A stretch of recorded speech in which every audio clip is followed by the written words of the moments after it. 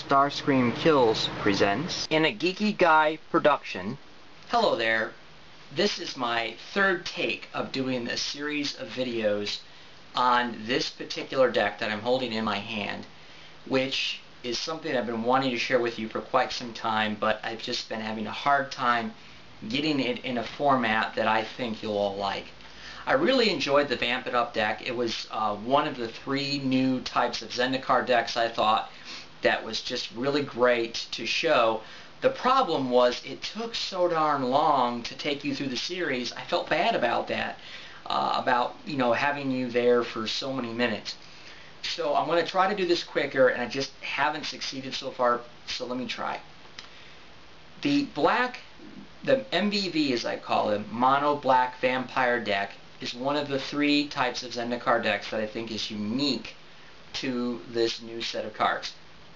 It's a very strong aggro black deck that has a lot of synergy that works really well together, such as I had a turn 3 with 2 Vampire Lacerators out, had only 2 mana down, no, 4 mana down. It was turn 4, and my opponent had 2 creatures out, Beast of Blood, and then both Lacerators in for 4 points, and I had like 26, 28, 30 health by the end of the game when I won. And you can do that, and that's the beauty of that deck. The other 2 unique decks I think that are out there are the Landfall decks and the Ally decks, and this is a Landfall deck. For me, the basis of this was the Unstable Terrain Intro deck. However, when you see what's in this box, it's not going to have a lot of resemblance to that deck other than the general piloting strategy which was behind that deck. Now, it is a mid-range deck. A mid-range deck is an aggro control deck. And basically what this one does is uses the landfall dynamic to do lots of things. So when I drop a single land, I do all kinds of things such as create a 4/4 beast, I jack your creature, I force one of your creatures to block one of my creatures that has death touch when I attack you. All kinds of neat things come into play for my favor for simply dropping land. And I have a lot of things in this deck that are based around the land mechanic. So I will show you the contents of this deck. But briefly, a mid-range deck uses the 3 Bs. Blockers, builders, and busters. Blockers are everything from chump blockers to things that slow down your opponent's game, especially a fast deck, because this is a moderate speed. Good moderate speed deck will slow down and win against a fast aggro deck, but it needs to slow it down, and that's what blockers do. They also take out enchantments and things like this. Builders build up and ramp up the deck. And busters are your creatures or whatever, your mechanic, your combo that brings the game home in your favor. So without further ado, let's look at the blockers, the builders, and the busters of this mid-range landfall deck that I stuck with the name of Unstable Terrain. Now, if you're an observant Magic player, you will note that this is not the typical way in which the colors are usually aligned. I'm doing this to purely show what are, I believe, the best colors to use in a mid-range landfall deck. Now, black and white both do have really good landfall abilities. However, you really need green as the central linchpin, and I believe black and white are not as good a choice.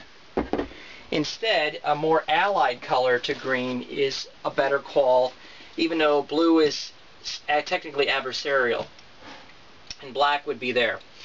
I believe that red is very strong. The Zendikar Shrine, or whatever it is, where you get the 7/1 haste trample elemental, is an underutilized, underrealized card. I think it's awesome, and I think you can do a lot with it, but I eventually chose to do a green-blue because of a certain landfall creature that's very powerful in blue that I think is really worth our time. The blocker sequence of this deck is composed of 13 cards. I have 3 Gamozas, 3 Naturalizes, 3 Scut Mobs, and 4 Turn Timber Basilisks. Now, the Gamoza is a beautiful card because as long as it's been a full turn, you can have this block anything. It's a 0/3 flyer, and then what happens is, if it's really big and nasty, you just tap, and then it and the other opponent's card go face down on top of everybody's respective library and shuffles. So that's just a really great way to take out their card. Naturalize is, with all the quests going on, plus all the enchantments that are already around, just a great card to have 3 of. Scut Mob is meant to be a lightning rod. You are seeking to attract their lightning bolts, their burst lightnings, their paths, oblivion rings, journeys, all this, because when you have 5 lands in play, or more lands in play, on your upkeep, it gets 4 1+1/+1 counters. I just played a game where I got this up to 21/21. Turntimber Basilisk. Whenever a landfall comes in, you can choose to have an opponent's creature that must block it when it attacks, and therefore you can definitely assassinate one of your opponent's creatures. It's a 2/1 death touch, and I run 4 of those. So those are to tie up and slow down the opponent's game.